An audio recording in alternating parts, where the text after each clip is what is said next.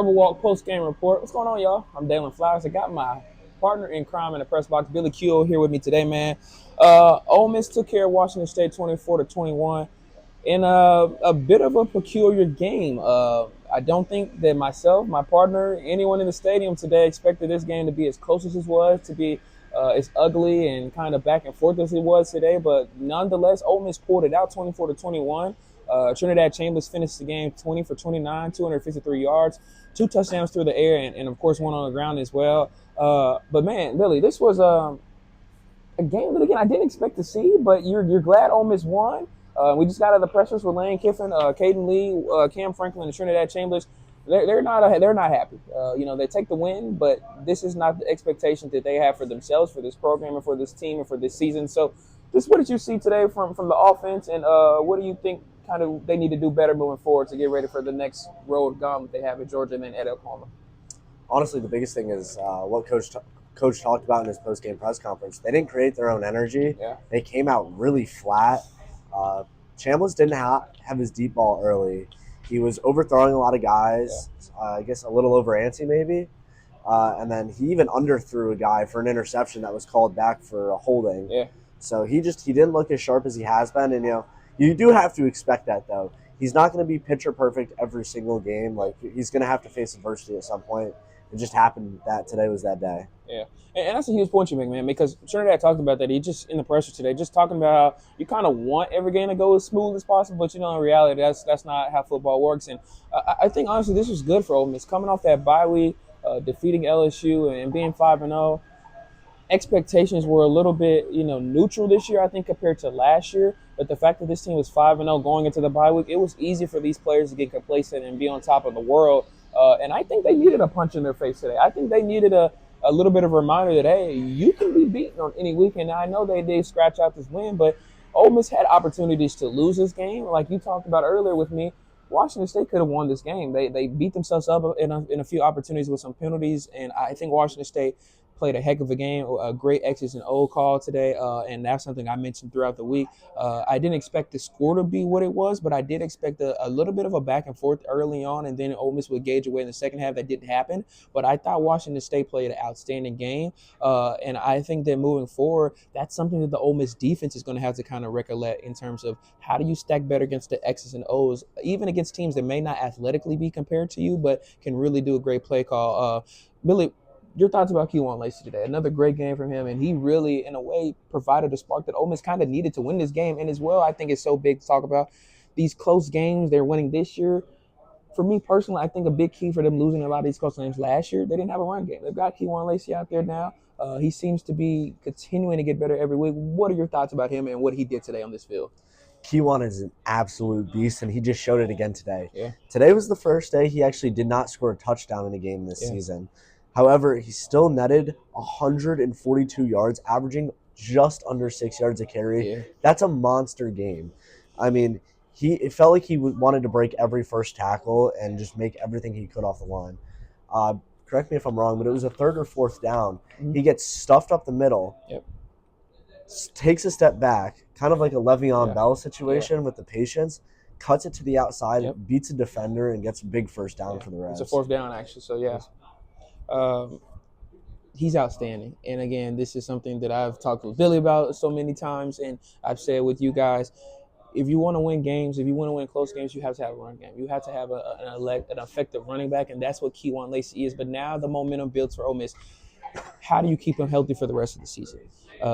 You have the aspirations of getting into the college football playoffs. You have to balance out Logan Diggs and Damian Taylor in that running back room with him so he doesn't avoid getting injuries. He's elusive. He makes big plays. He breaks tackles.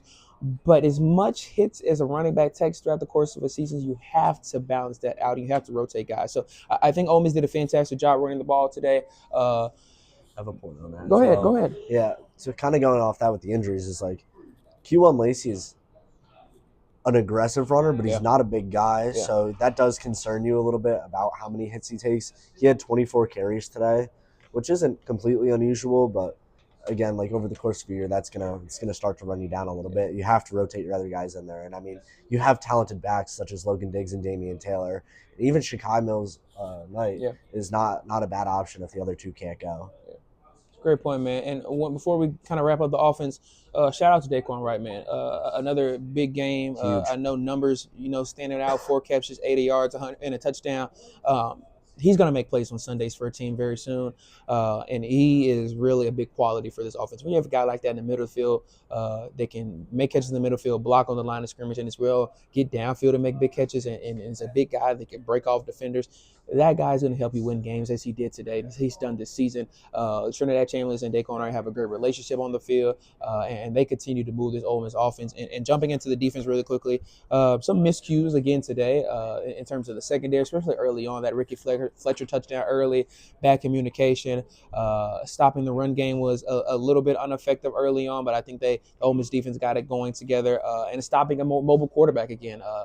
I knew this was going to be a little bit of a challenge. Ole Miss has faced a lot of quarterbacks this year that can use their legs, and they're going to continue doing that a little bit this season. I know Lenore Sellers and DJ Lagway aren't necessarily having the seasons they want, but those guys can use their legs, and you'll see other guys as well that Ole Miss will face coming into the future with legs. I think the defense has to really acknowledge the fact that there are a lot of moving pieces on the Ole Miss defense. But how do you subtly shut those down and use what you have in front of you effectively? They have to continue to use the QB spot. I didn't see much of it today, but when you're facing a guy that can use his legs like Washington State did with Ecos, you're going to have to do that. So I think defensively, Ole Miss is getting better. You saw a couple sacks today. Cam Franklin had an outstanding game. It seems like he was in the backfield every play.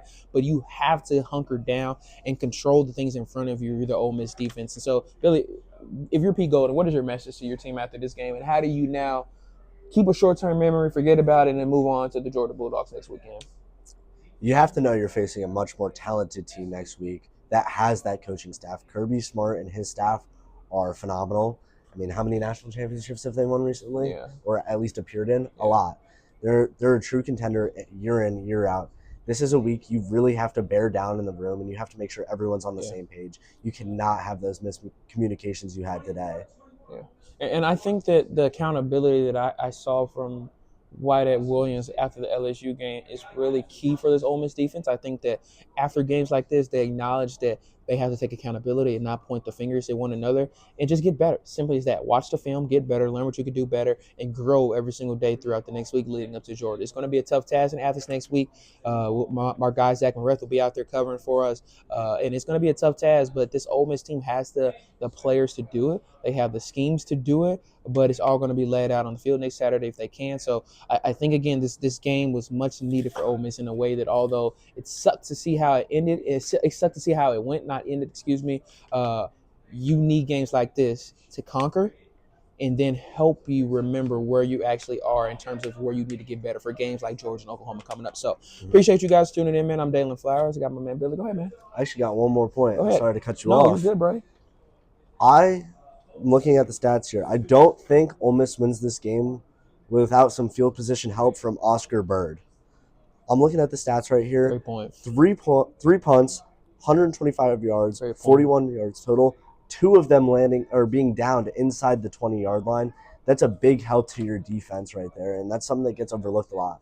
But Lane Kiffin loves to talk about all 3 phases of the game, and this is a huge one right there. Great point, man. And I'm glad you said that because that's something that I really didn't acknowledge, and so that's why I got my main man Billy here today. He's a little bit smarter than me, y'all. But one of the final step that I also want to mention, because you bring that up, is Ole Miss offensive line struggled today, and have not struggled since before the Arkansas game. They've been doing really well over the last 3 games, but some miscues happened today, a few holding calls. Those are things you obviously want to clean up. That was something I mentioned before this game to get into. How do you win this game successfully? Remove the penalties. They didn't do that much today, but you have to take care of Trinidad Chambers. You saw him on the ground a lot more than you have over the last couple of games. You got to do that next weekend in Georgia. You really have to if you want to have any chance at this game. I know he started off early, rocky Trinidad Chambers, few underthrows, few overthrows, but then that momentum is kind of hard to get built back up when you're on the floor as much. So Ole Miss, again, takes care of Washington State 24-21, final from Vaught-Hemingway Stadium. It was a fun one. It's what college football is all about. And we'll see you next weekend in Athens. So appreciate you guys tuning in. I'm Dalen Flowers. Billy Keel here with my man. Peace out, y'all. See you next time.